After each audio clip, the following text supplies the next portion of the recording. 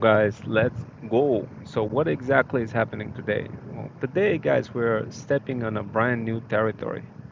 The rest of like, the rest of the um, lesson is going to be all about like, hey, how do you make money from different side hustles? How do you do this in a way where you combine like all of them together in part of your life where you have a little bit of time for side hustle, obviously still maintain full-time job and be able to take care of all the other things around the house. So around the house, I'm still struggling, guys, to get the wood out of the house. So that's kind of I called the company. They hung up again. So I keep calling. And it's funny, I call and then they show up uh, like multiple times to kind of investigate what's happening and nobody really talking. So that's kind of interesting. Nobody talking, but they still show up and take either like put all the wood on the front yard or just like, you know, do something else. So the funny part is, obviously I need to solve that problem with the wood, but I mean, I guess we'll see. I guess we'll see what happens. I need to wait and see, and then I'm gonna give it another call tomorrow to see what is happening, where the truck comment didn't arrive. So guys, look, this is what happens when you build things and you try to do new things, but things don't work out. So like when you have too many side hustles, too many projects, too many endeavors, you could easily get kind of sidetracked, get overwhelmed, and the next thing you know, nothing is going to save you from like being productive. The best way to be productive, guys, when you have so many different side hustles, is to kind of ask yourself, what can you what what can you do with the extra dollar earned today that is going to give you a bigger power tomorrow? That's kind of the best way you could ask yourself. So the more money you make on a side hustling basis, guys, the more money you could invest in eventually start spawning money. But the thing is, for you to understand what to invest and how, you kind of need the hybrid skills that are not taught in college. Those skills you can get by my talent agency and finally begin seeing progress. At the end of the day, guys, if you don't like spend a little bit of time on your identities, on building open claw, um, then it becomes harder for you to kind of understand the true amplification of everything that you get to do.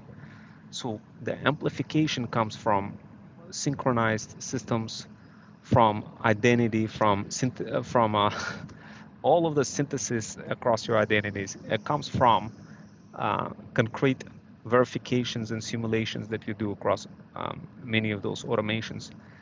It comes from reducing the proliferation of scripts, reducing the high cardinality heterogeneous complexities. It comes from you being on top of the workflows. It comes from um, it. It comes from the best way I could kind of say how you could reduce your overhead and spend more like useful time is simply by like focusing on something that you don't have, the skill that you don't have. If you have a skill and you not making progress, then guess what? This is not really like a true way of evolving. To evolve, you need to be looking at skills that you don't have. To evolve, you need to be constantly asking, hey, how does this relate to this? Except not you, but AI, OpenClaw needs to be doing that for you across identities. Now, when you try using those identities, kind of remember, yes, there's going to be certain things inside of identities that may contradict you. And you don't want to be like a process prisoner fighting those identities contradicting you when it comes to those automations. You want to have long scripts, prompts that are strictly classifying everything and then validating. The key here, guys, is validation. Without validation and strict procedures for what to do and how to do it, it becomes really difficult to solve problems. Like you may have, for example, let's say you build a really popular pipeline for one of your identities. Let's say you're a creator and you built a powerful pipeline for creator. Then, that pipeline needs to be moved. It needs to be graduating itself to better, stronger things. It will become like when you build any of the stuff, guys, it will look like it's being built. It will tell you and give you the signals that it's being built. But the truth is, most likely it's lying to you, it's capping to you.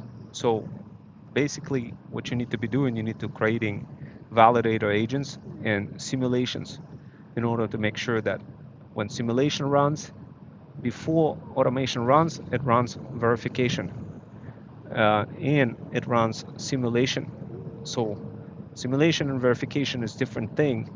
So simulation, you could simulate the real-time live teaching environment, while verification will tell you if, for example, lessons and quizzes and everything else is prepared. So at the end of the day, the first question you gotta ask is, how synthesized are your identities? How crisscrossed they are?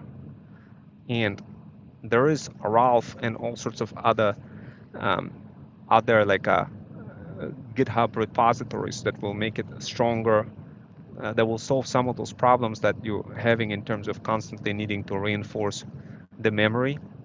And you could use it, but the memory context is going to be high. But if you use it, yes, you could reinforce your rules further and kind of get get things going. But the truth is, you need to have all those skills relatively to minimum, compact.